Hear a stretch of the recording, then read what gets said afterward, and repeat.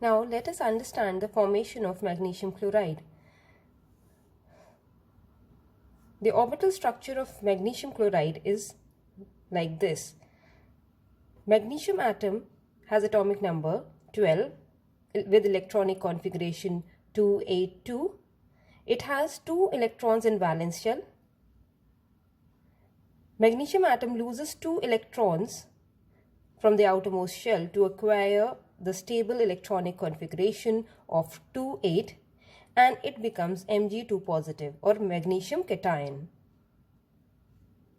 While the chlorine atom, one chlorine atom having atomic number 17, its electronic configuration is 287, so valence electrons are 7. To complete its octet, it will add 1 electron to its outermost shell and form chloride anion with electronic configuration 288.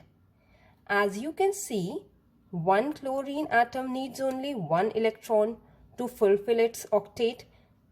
One magnesium atom releases 2 valence electrons. So, 2 chlorine atoms are needed to take these 2 valence electrons from one magnesium atom. So, one valence electron of magnesium goes to one chlorine atom and the other valence electron of the magnesium goes to the other chlorine atom. And hence, they form 2 oppositely charged particles Mg2 positive and 2 chloride ions. Now these oppositely charged particles, they develop the Coulomb forces or electrostatic force of attraction between them and form a bond. Now this bond is known as the Ionic Bond. Now let's see the electron dot structure. The formation of magnesium chloride with the electron dot structure. Now we will be writing the symbol of magnesium Mg with its valence electrons. How many valence electrons? Only 2 valence electrons. So 2 dots for magnesium. Now 2 chlorine atoms and each chlorine atom having 7 valence electrons.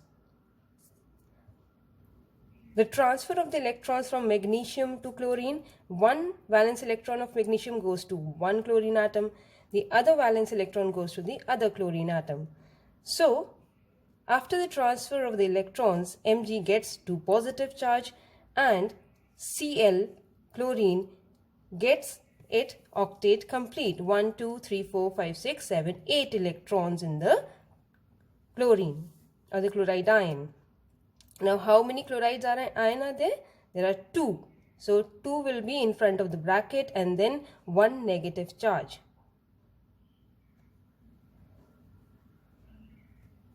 So, during the formation of magnesium chloride, the ratio of magnesium ion to the chloride ion is 1:2. That's why the molecular formula of the magnesium chloride is MgCl2.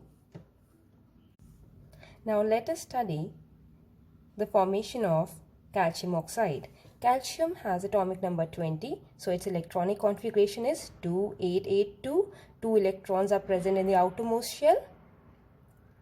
When the calcium atom combines with the oxygen atom, it will lose its 2 electrons and the calcium atom will be converted into calcium ion, Ca2 positive, with electronic configuration 288, which is a stable configuration.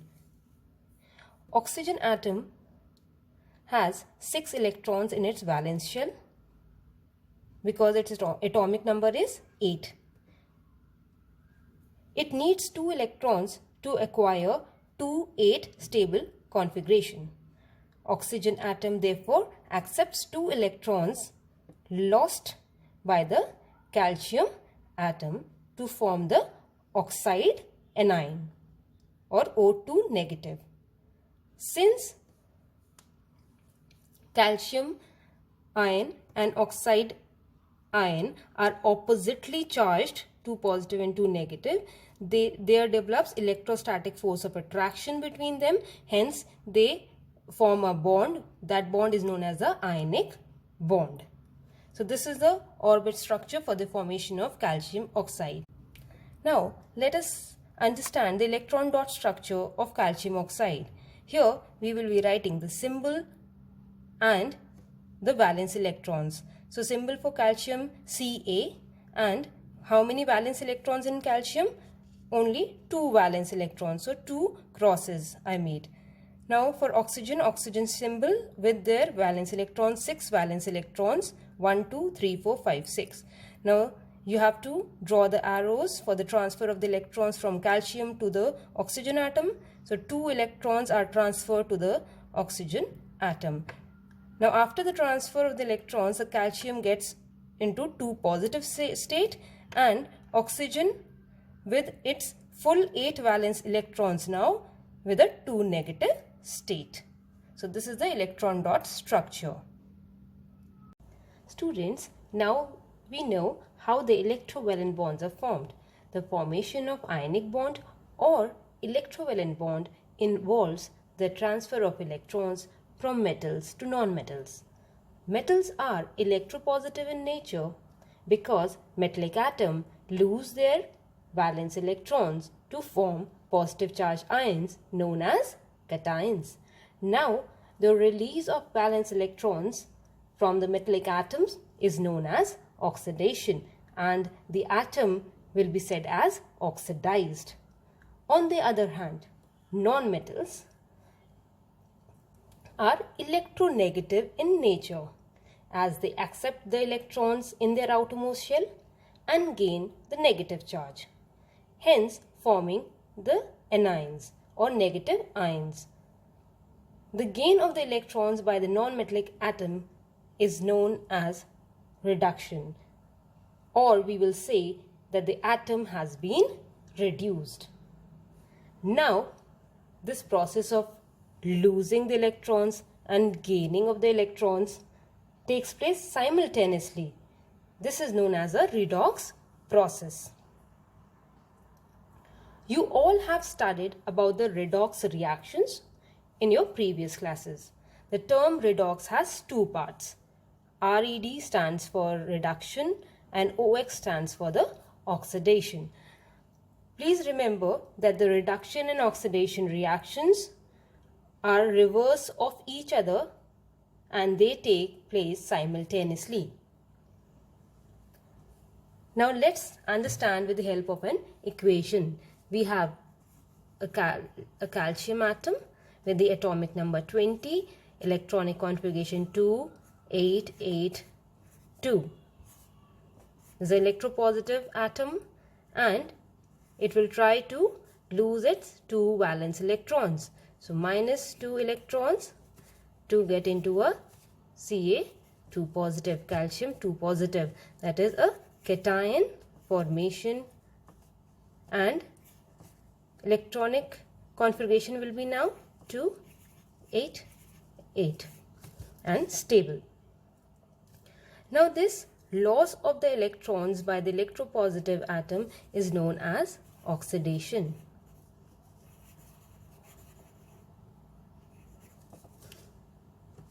Means this atom has been oxidized. This calcium atom has been oxidized.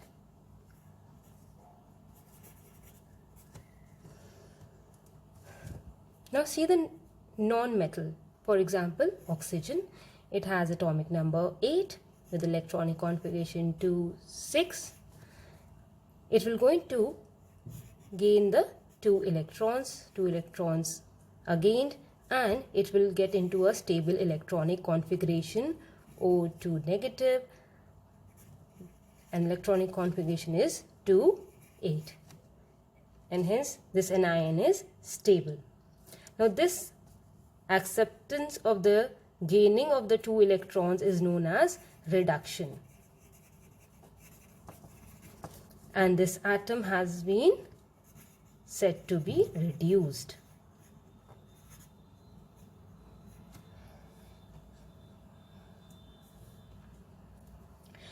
Now all those atoms which lose the electrons, they get oxidized. they behave as a reducing agent. This atom getting oxidized but behaving as a reducing agent, as this atom reduces the other atom. It reduces the other atom by giving its electrons. The atoms which are being reduced, they are said to behave as a oxidizing agent. So oxygen over here is behaving like an oxidizing agent. Why is it behaving like an oxidizing agent? Because this atom takes the valence electrons from the other atoms. Over here, calcium. So it makes calcium getting oxidized. Thus, we say that the oxidation and reduction reactions are taking place simultaneously in a chemical reaction. Let us understand the redox process with the help of examples.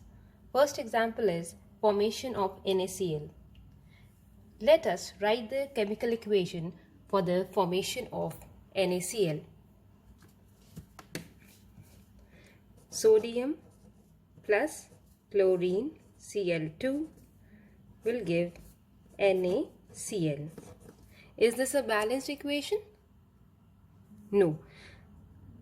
There are two chlorine atoms on the left hand side, and on the right hand side only one chlorine is there. So I'll put 2 over here. Now 2 Na and 2 Cl, and over here only one atom of sodium. So I'll make it here 2 sodium atoms. Now this is a balanced equation. Now to understand the oxidation and reduction reaction in this chemical reaction, we will divide this equation into two half reactions. So one half reaction will show us the oxidation reaction, and the other half will show us the reduction reaction. So let's do that. Let's check with the sodium. Sodium, we all know that it has atomic number 11. So its electronic configuration is 281. It has a tendency to lose its one valence electron, minus one valence electron, and get into a Na positive, that is forming a cation, and the electronic configuration becomes 2, a stable electronic gas configuration. Sodium, being the electropositive atom, releases the electron to form sodium cation. So this is known as oxidation reaction.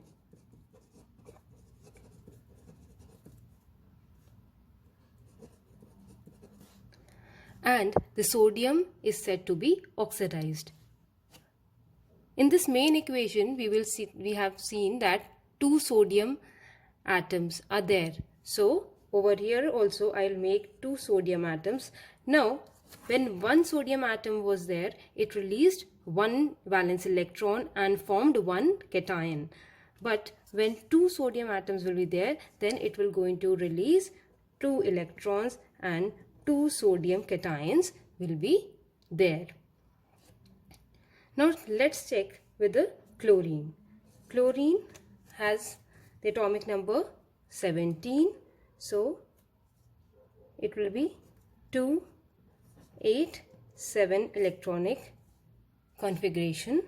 It has a tendency to gain one electron and get into a negative state and form a chloride anion, and this electronic configuration will be now 288. The electronegative atom has gained the electron, thus this shows the reduction reaction, and the chlorine atom has been reduced. Now in this main equation I have seen there are 2 chlorine atoms. So I'll make it 2 chlorine over here. But one chlorine atom was accepting one electron to form one anion. If I make it 2 chlorine, now 2 chlorine atoms will be adding 2 electrons in them, and here 2 anions will be formed.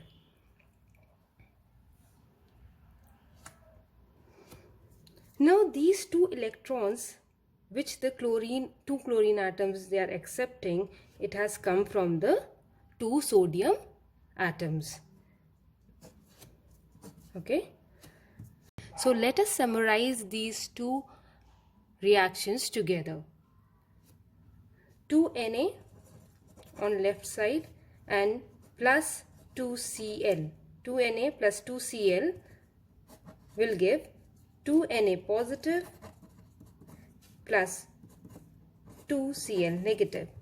This is a whole reaction. Now check here. Sodium getting into sodium positive. This is known as loss of the electrons. It is known as the oxidation. Sodium has been oxidized to sodium cation, and chlorine getting into Cl negative state. This is known as the gain of the electrons. Now this shows the reduction reaction. Chlorine getting reduced by accepting the electrons and forming an anion. This is known as a redox reaction, where oxidation as well as reduction takes place simultaneously. Let us understand the redox reaction with another example. This is a chemical reaction. Iron oxide plus aluminium will give iron plus aluminium oxide.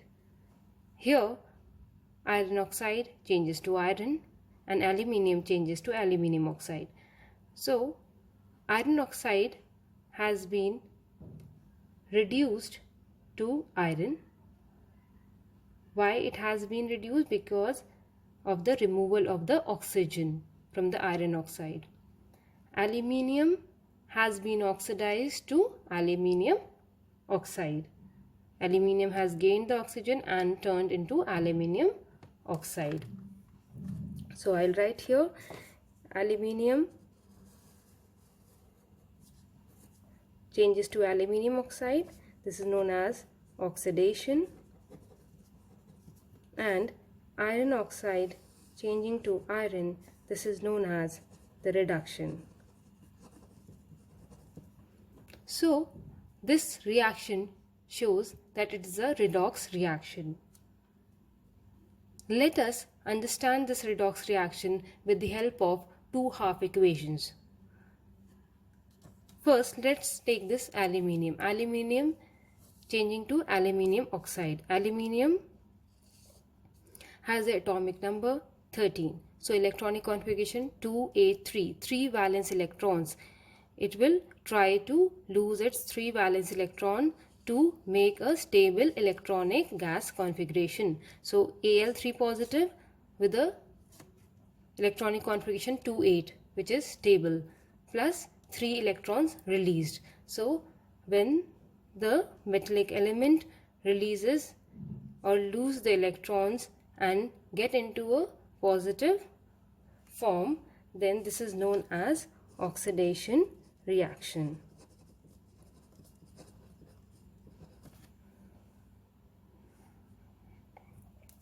So aluminium got oxidized to Al3 positive by removing the 3 electrons. Aluminium behaves as a reducing agent. Why it behaves as a reducing agent? It means it will give its 3 electrons to the other one and make the other one reduced. Now let's take the other one, iron oxide. Now if we use the crisscross method, iron will be 3 positive and O will be 2 negative. So Fe3 positive changes to iron. So Fe3 positive will gain 3 electrons and form iron. Now these 3 electrons have been obtained from the aluminium atom because it has released 3 electrons. So Fe3 positive gaining 3 electrons to form the iron. Now gaining of the electron is known as reduction reaction. So we can say aluminium acts as a reducing agent and reduces iron 3 oxide to iron. This is known as a reduction reaction. At the same time, aluminium is oxidized to aluminium oxide by the oxidizing agent, that is the iron oxide. This is known as a oxidation reaction. Thus, the net reaction is known as a redox reaction. Please remember that an oxidizing agent is an acceptor of electrons and a reducing agent is a donor of electrons. Okay, so this is the redox reaction. Let us study few properties of ionic compounds. First, nature of ionic compounds. Ionic compounds, they are made up of ions and they are hard solids. What is the reason behind it? Since the force of attraction between the ions is strong, these ions cannot be separated easily from each other. Hence, ionic compounds are hard solids. Next property is boiling point and melting point. Ionic compounds are non-volatile and they have high boiling and high melting point. And the reason behind it, there exists a strong force of attraction between the oppositely charged ions, that is cations and anions. So, a large amount of energy is required to break the strong bonding force between the ions. Hence, they are non-volatile and they have high boiling and melting point. Third property is electricity conducting nature. Ionic compounds, they do not conduct electricity in the solid state. Why is it so? The reason is that the cations and the anions, on account of the electrostatic force of attraction which is existing between them, they tightly hold these ions together, and hence these ions occupy the fixed position in the solids. The ions therefore cannot move when an electric current is passed through the ionic compounds. Ionic compounds are good conductors of electricity in the fused or in aqueous state. And what is the reason behind it? The reason is, as the temperature is raised, the kinetic energy of the cations and anions also increases. Ultimately, when the ionic compound goes into the molten state or the melted state, the kinetic energy of the ions becomes so large that the attractive forces acting between the ions are overcome, and the well-ordered arrangement of the ions in the ionic solid is destroyed, and consequently the ions become free to move about in the liquid medium. The fourth property is solubility. They are soluble in water but insoluble in organic solvents. Let's understand the solubility of ionic compounds in water. As water is a polar compound, water molecule is a dipole. It means having two opposite charge ends, positive end and a negative end. As we know, opposite charges attract each other. Hence, the positive end of the water dipole interacts with the negative ion of the ionic compound, and negative end of the water dipole interacts with the positive ion of the ionic compound. Thus, the interaction between the water dipoles and the ions of the ionic solids weakens the force of attraction between the cations and anions of the ionic compounds. Hence, they dissolve in water, but they are insoluble in the organic solvents. And what is the reason behind it? Because organic solvents are non-polar in nature. Example of organic solvent is alcohol, methanol, etc. Next property of ionic compound is rate of reaction. The ionic compounds show rapid rate of reaction in aqueous solutions. What is the reason for it? Since ionic compounds give ions in aqueous solution, these ions rapidly unite and form compounds. Thus, the chemical reactions in which ionic compounds are involved take place at a rapid rate. This is the last property, that is dissociation of ionic compounds. What do you understand by dissociation of ionic compounds? It means separating the ionic compound into ions, that is cations and anions. In solution, these ions become mobile. In molten or the melted state, these ions dissociate into cation and anion. Their ions dissociate and migrate when an electric current passes through them in their molten or an aqueous state. And these compounds are good conductors of heat. Now let us understand this.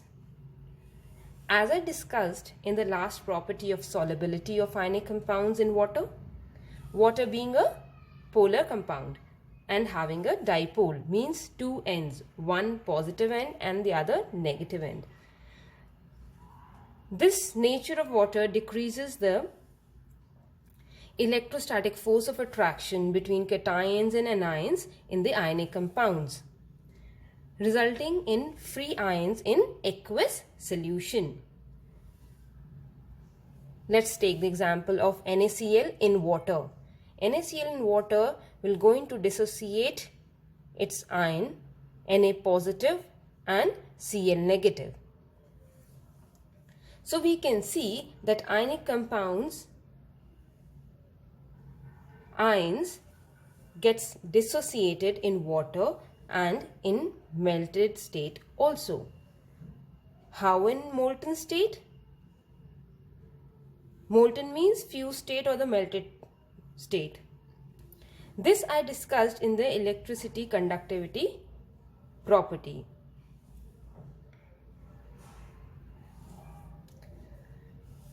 The reason for this is, as the temperature is raised, the kinetic energy of the ions also increases.